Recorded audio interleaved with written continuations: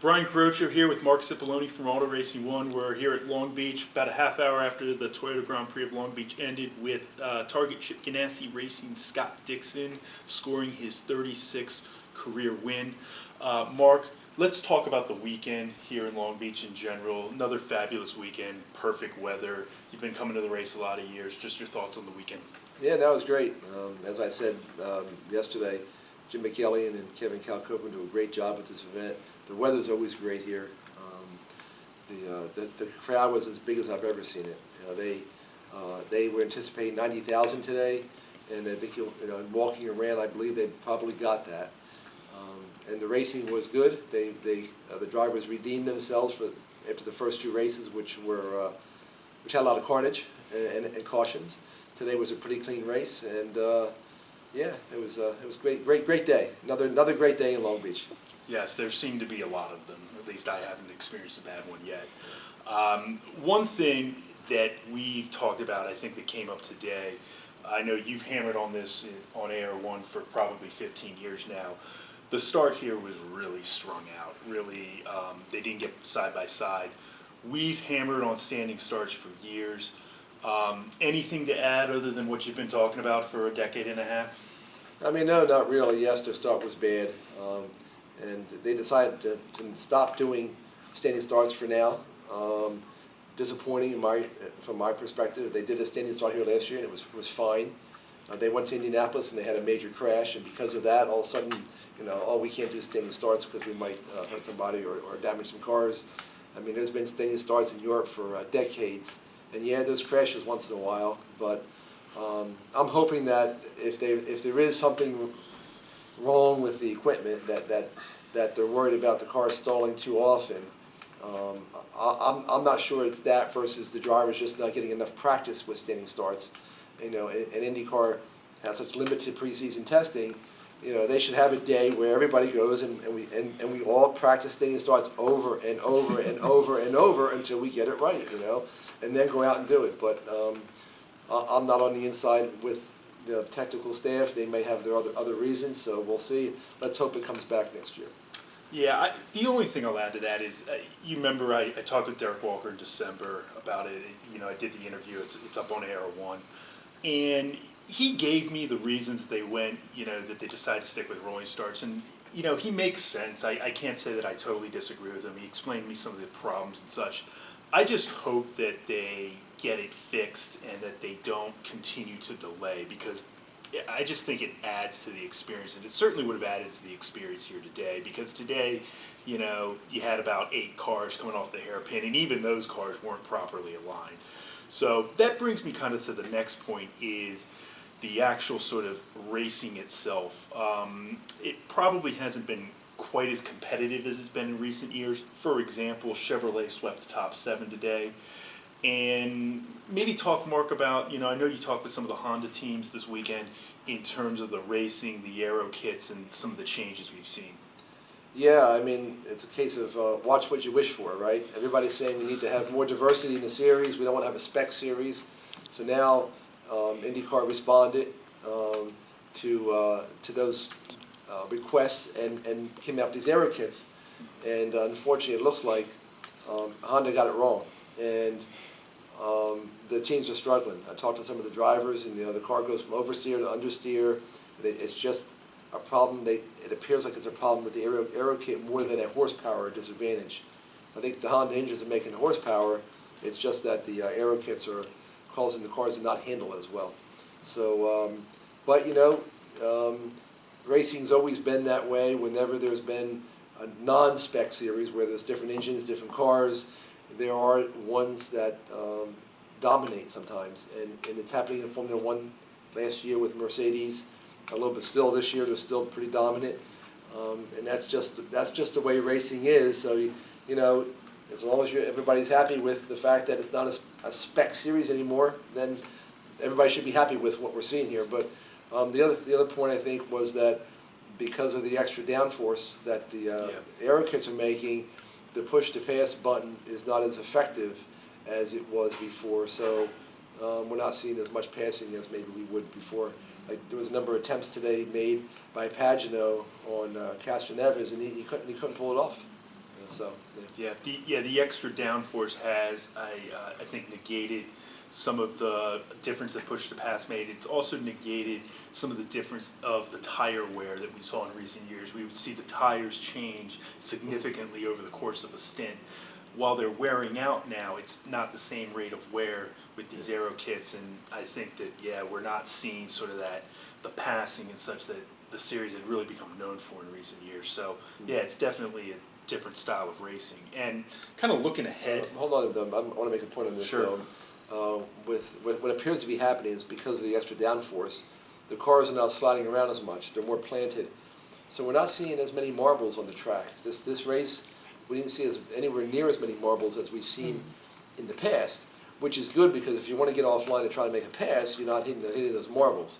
However, there's still, because of what we just discussed, there's some passing going on, but it's still not as much as I think everybody would like to see. But has there ever been a lot of passing on a street course? I don't think it's ever been that way. It's always been somewhat limited and difficult to do. Yeah. Okay, looking ahead, we're going to Barber next week. Currently, you have Montoya leading the standings by 3 points over Castroneves. Kanaan is third, Dixon fourth, Power fifth. I guess a couple questions. One, who do you like to emerge from that group? And then second, who's possibly the best person to upset any of this Penske-Ganassi dominance, in your opinion? Well, I'll tell you the truth. I mean, I think the Penske team did the preseason testing for the Chevy Aero package. The Andretti team did the preseason testing for the Honda Aero package. And I think in the first two races, the Penske team had a little bit of an advantage.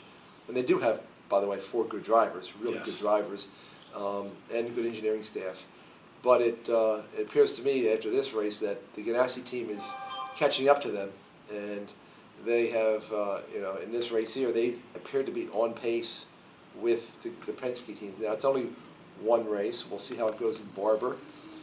The one unknown right now for Barber is the Chevy teams have had to remove their rabbit ears on the front wings. And although it didn't have a negative effect here because of the slower speeds in the corners, at Barber you've got some high-speed corners where it may have an effect. So it'll be interesting to see if they put those winglets back on and tether them like IndyCar has said you must do if you put them back on. And if they can't do that, then I wonder if the Honda teams will have be able to catch up a little bit. Time will tell. Yeah. But as far as somebody emerging, it's too early yet, I think, to tell you the truth. I mean, what I saw the first 3 races, for top 4 or 5 drivers, all in Chevys, all with the same Dallara chassis, the Ganassi Penske team, they're pretty equal. Yeah. Okay. One thing I'll point out today, the guy who you always think of as the one who's going to challenge the Penske-Ganassi team is Hunter Ray. Yeah. And he started 4th, fell back to 6th at the start, ended up finishing 13th, really struggled. Chevy sweeps the top 7 spots. Marco and Munoz are 8 and 9. It was a really, really tough day for Honda. Now, knowing that company like we do, there's going to be a response of some kind at some point, probably soon. We also don't know, and this is something that I think we looked into a little bit this weekend, is what degree Honda is focusing on the speedway kits.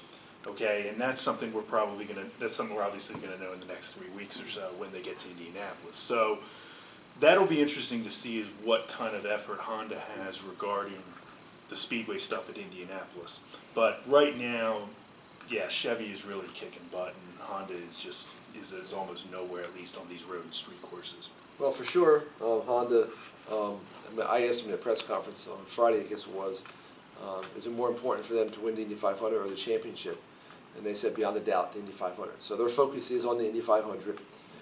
And the oval aero kit is different than the road course aero kit. So they may have gotten it right, we don't know yet, of course, on the oval, so we're going to see. But the problem that Honda has right now on the road courses is the aero kits are locked down. Unless there's a safety issue, you can't change them.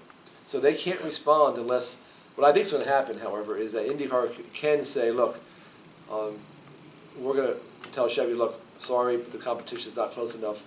We're going to let Honda make a change to try to catch up, to get closer. But that's going to be up to IndyCar. Of course, Chevy won't be happy about that, especially after this weekend when they were asked to remove their winglet, their rabbit ears, and then to come and say, oh, by the way, we're going to let Honda also make other changes on the aero kits, which were supposed to be locked down for the year, so that costs don't get out of hand. The problem that you have there too, though, if they make a change to the aero kits, then who's going to pay for that, right? The engineering of that, as well as do the teams now have to buy all new aero kits, which, as we talked about on Auto Racing 1 this weekend, the cost of the aero kits have cost the teams not $75,000 a car, but more like $150,000 a car when you change all the other pieces that have to be changed because of the aero kits. So it's not an inexpensive proposition. You know, a team like Penske with 4 cars plus the backup cars, you're talking about a lot of money.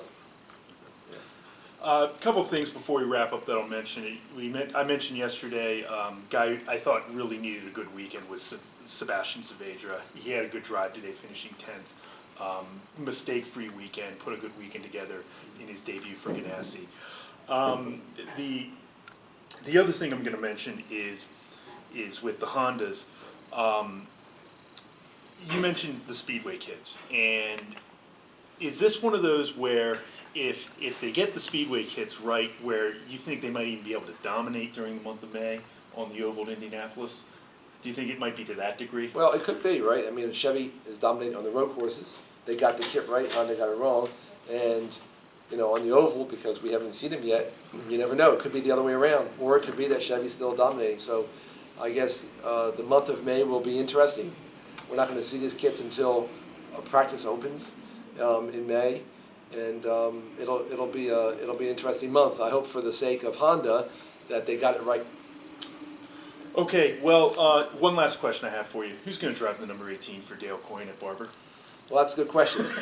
But I got to say, Connor Daly, got in the car this weekend with no practice before this weekend. He got called in the last minute. Luckily, he had his helmet here and his driving suit, and he did a heck of a job. I mean, he didn't finish that high up the order. He finished 17th. But his lap times throughout the whole race were close to the leaders. I mean, he wasn't that far off. He was just stuck behind cars and didn't have enough speed to get by. And I think he didn't want to take a lot of chances and wreck the car. I think he wanted to bring it back with all the wings on it. And so he just drove a clean race. But he proved, he was much faster than his teammate by 2-3 seconds a lap the whole race. He proved to Dale Coyne that, he's got what it takes. And I wouldn't be surprised if Coyne tries to put him in for the Grand Prix of Indianapolis and possibly even Barber. We'll see. Yeah. Okay, well, this wraps up our weekend from Long Beach. We all have some long flights home. We've enjoyed being out here, and that's all. For Mark Cipolloni, I'm Brian Carroccio. Yeah, thank you. Have a good weekend.